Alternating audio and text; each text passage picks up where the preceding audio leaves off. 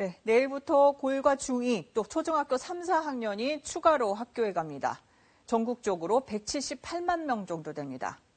네, 지난달 20일부터 고3, 또 일주일 뒤에는 고2, 중3, 초등 1, 2학년과 유치원생이 학교 갔죠. 내일 3차 등교를 하면 이제 등교 학생은 약 459만 명, 전체 학생의 4분의 3을 넘어서게 되고요. 다음 주 월요일에 중1과 초등 5, 6학년까지 등교 수업 재개 마무리됩니다.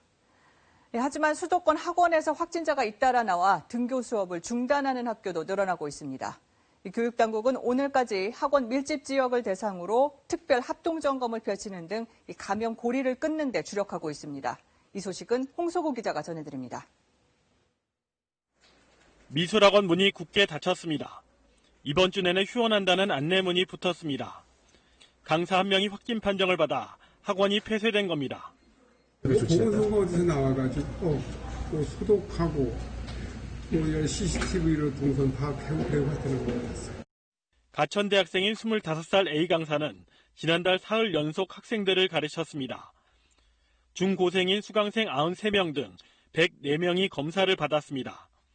특히 A 강사가 직접 강의한 학생 39명은 자가격리 조치돼 학교를 못 갔습니다.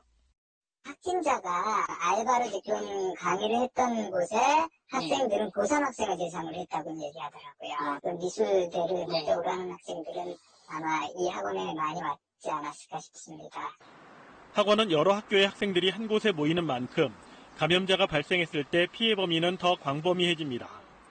확진자 2명이 나왔던 여의도 학원 한 곳 때문에 한때 16개 학교의 등교가 중지된 경우가 대표적인 사례입니다.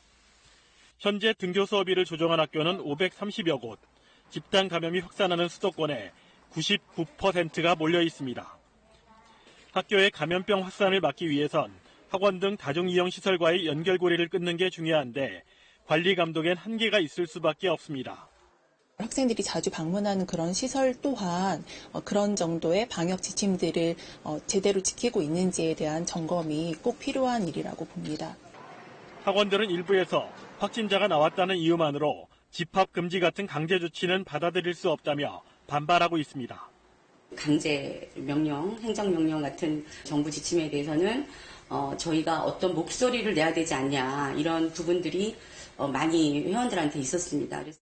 방역당국은 3차 등교와 관련해 학원에 대한 관리를 강화하는 방안을 내일쯤 발표할 예정이라고 밝혔습니다. KBS 뉴스 홍석우입니다.